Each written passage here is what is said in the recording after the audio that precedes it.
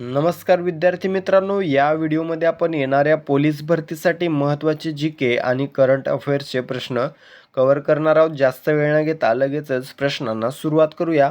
या ठिकाणी प्रश्न पहिला आहे बघा. छत्रपती संभाजी महाराजांचा जन्म केव्हा झाला होता? ऑप्शन्स आहेत 11 मार्च 1689, 19 फेब्रुवारी 1630, 14 मे 1657, 19 नोव्हेंबर 1828. आता उत्तर येत असेल तर उत्तर कमेंट करायचं आहे. ठीक आहे. या प्रश्नाचं योग्य उत्तर असणार आहे 14 मे 1657. ठीक आहे. 14 मे 1657 रोजी छत्रपती संभाजी महाराजांचा जन्म पुरंदर किल्ल्यावर झाला. ठीक आहे. पुरंदर किल्ला हा पुणे जिल्ह्यामध्ये आहे आणि या किल्ल्यावर छत्रपती संभाजी महाराजांचा जन्म झाला. जर मृत्यू विचारला तर 11 मार्च 1689. ठीक आहे. 11 मार्च 1689 मध्ये छत्रपती संभाजी महाराजांचा मृत्यू झालेला आहे. छत्रपती संभाजी महाराजांवर एक पुस्तक विचारलं जातं, त्याचं नाव आहे बघा बुधभूषण. ठीक आहे. बुधभूषण हा जो ग्रंथ आहे तो संस्कृत ग्रंथ आहे. हा ग्रंथ छत्रपती संभाजी महाराजांनी लिहिलेला आहे आणि पोलीस भरतीत बऱ्याच वेळेला तो विचारलेला आहे. ठीक आहे. बुधभूषण. आता मित्रांनो, या ठिकाणी 19 फेब्रुवारी 1630 ही एक तारीख महत्त्वाची आहे, कारण रोजी बघा, या दिवशी छत्रपती शिवाजी महाराजांचा जन्म शिवनेरी किल्ल्यावर झाला होता. ठीक आहे. 19 फेब्रुवारी 1630. ओके. पुढील प्रश्न आहे, इस्रोचे नवीन अध्यक्ष कोण बनलेले आहेत किंवा इस्रोचे अध्यक्ष सध्या कोण आहेत? ऑप्शन्स आहेत डॉक्टर व्ही नारायणन, विक्रम साराभाई, श्रीधर सोमनाथ, समीर कामत. काय असणार आहे उत्तर बघा. या ठिकाणी पर्याय क्रमांक ए डॉक्टर व्ही नारायणन. ठीक आहे. इस्रोचे नवीन अध्यक्ष किंवा सध्याचे अध्यक्ष आहेत डॉक्टर व्ही नारायणन. या आधी कोण होते तर श्रीधर सोमनाथ होते. यांची जागा आता व्ही नारायणन यांनी घेतलेली आहे. या ठिकाणी ऑप्शन बी आहे विक्रम साराभाई. तर प्रश्न विचारला जातो इस्रोचे संस्थापक कोण होते तर विक्रम साराभाई.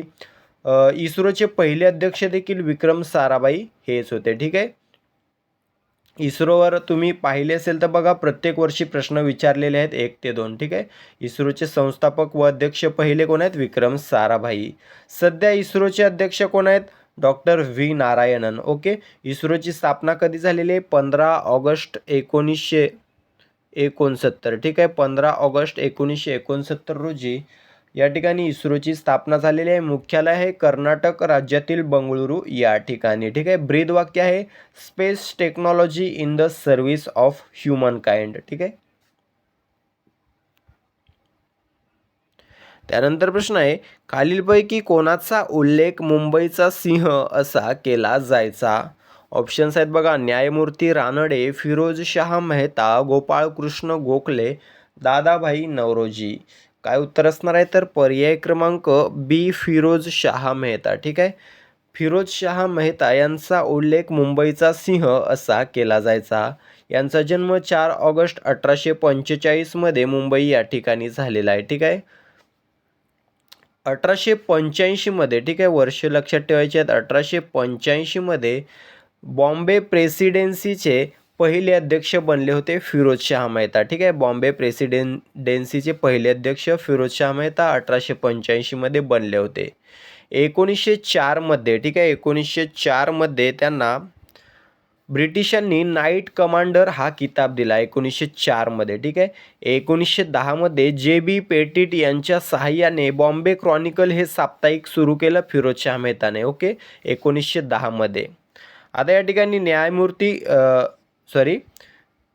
गोपाळकृष्ण गोखले आहेत बघा या ठिकाणी. तर एक प्रश्न विचारला जातो याच्यावर, महात्मा गांधींचे राजकीय गुरु कोण होते तर गोपाळकृष्ण गोखले हे महात्मा गांधींचे राजकीय गुरु होते. ठीक आहे. त्यानंतर दादाभाई नौरोजी आहेत बघा, यांना भारताचे पितामह तसेच भारतीय अर्थशास्त्राचे जनक देखील म्हटले जाते.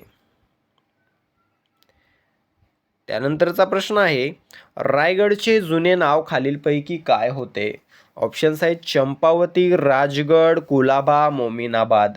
काय उत्तर असणार आहे तर पर्याय क्रमांक सी कुलाबा. ठीक आहे. रायगडचं जुनं नाव किंवा प्राचीन नाव जे होतं ते कुलाबा होतं.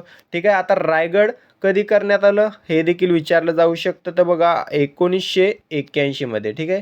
कुलाबा हे नाव बदलून 1981 मध्ये रायगड हे नाव देण्यात आलं. ओके. आता या ठिकाणी चंपावती आहे बघा, तर बीडचं जुनं नाव होतं चंपावती नगर. हा प्रश्न देखील विचारलेला आहे. बीडचं जुनं नाव चंपावती नगर. सोबतच मोमिनाबाद आहे बघा, तर बीड जिल्ह्यातीलच एक तालुका आहे अंबेजोगाई गाव आहे. तर हे मोमिनाबाद म्हणून ओळखलं जायचं. अंबेजोगाईचं जुनं नाव आहे मोमिनाबाद. ठीक आहे. मित्रांनो, राजगड आहे बघा, स्वराज्याची पहिली राजधानी कोणती असा प्रश्न विचारला जातो. तर स्वराज्याची पहिली राजधानी राजगड हीच होती. त्यानंतर प्रश्न आहे, जगातील सर्वात मोठा ग्राउंड वॉटर रिचार्ज प्रकल्प कोणते दोन राज्य मिळून राबवणार आहेत? ऑप्शन्स आहेत बघा, महाराष्ट्र व गुजरात, महाराष्ट्र व आंध्र प्रदेश, महाराष्ट्र व कर्नाटक, महाराष्ट्र व मध्य प्रदेश.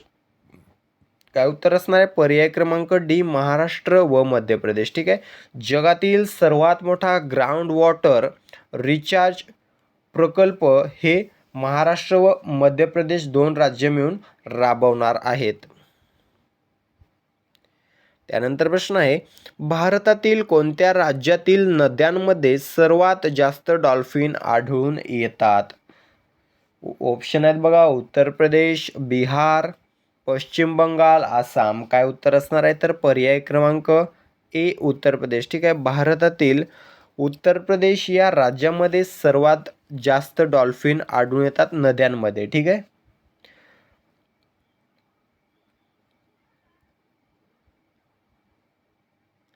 दुसऱ्या क्रमांकावर राज्य जर विचारलं तर बिहार. ठीक आहे. सर्वात जास्त डॉल्फिन नद्यांमध्ये आढळून येणारे दुसरे राज्य आहे बिहार, तिसरे पश्चिम बंगाल. ठीक आहे. चौथे आसाम.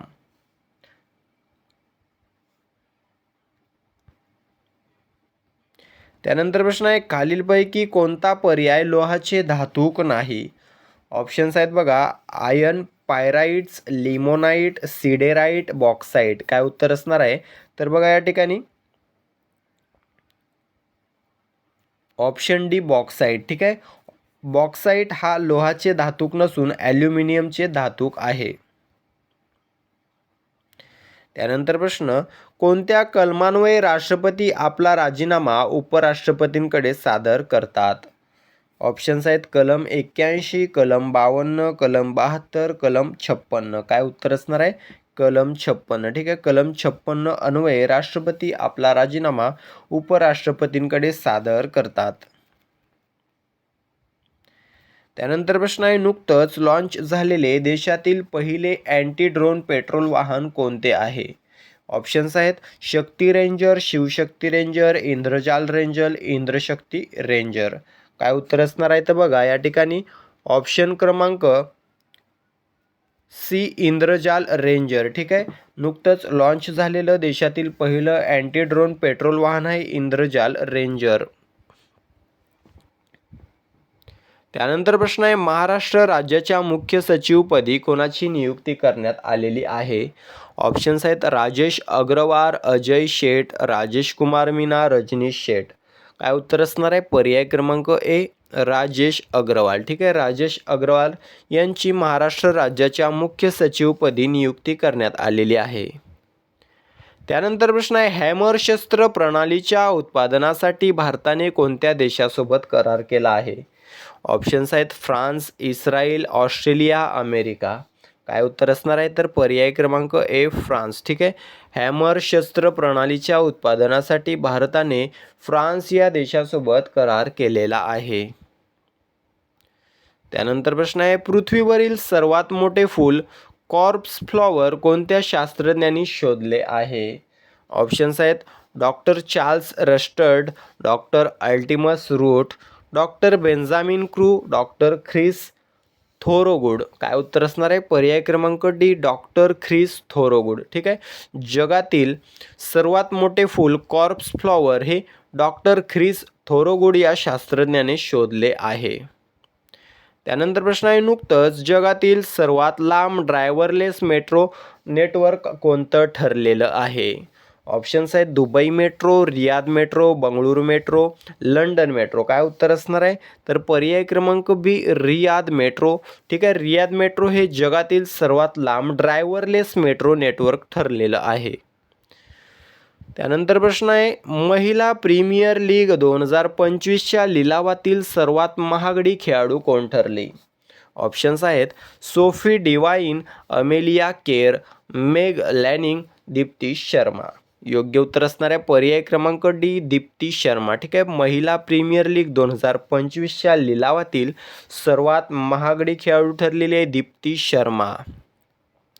त्यानंतर प्रश्न आहे, कमिटमेंट टू डेव्हलपमेंट इंडेक्स 2025 नुसार भारताचे स्थान कितवे आहे? ऑप्शन्स आहेत 34वे, 35वे, 36वे, 38वे. योग्य उत्तर असणार आहे पर्याय क्रमांक सी, 36वे. कमिटमेंट टू डेव्हलपमेंट इंडेक्स 2025मध्ये भारताचे 36वे स्थान आहे.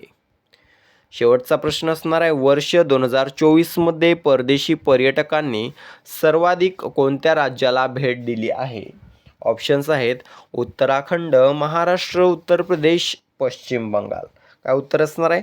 तर पर्याय क्रमांक बी, महाराष्ट्र. ठीक आहे, वर्ष 2024मध्ये परदेशी पर्यटक म्हणजेच फॉरेनर्सनी सर्वाधिक भेट दिलेली आहे महाराष्ट्र राज्याला. ठीक आहे, अशा प्रकारे आपण या ठिकाणी 16 प्रश्न महत्त्वाचे कव्हर केलेले आहेत जे पोलीस भरतीच्या दृष्टिकोनातून अतिशय महत्त्वाचे असणार आहे. ठीक आहे, व्हिडिओ आवडला असेल तर व्हिडिओला लाईक करायचं आहे, मित्रांशी शेअर करायचं आहे, चॅनलला सबस्क्राईब करून घ्यायचं आहे. भेटूया पुढील भागामध्ये. तूर्तास थांबतो. धन्यवाद.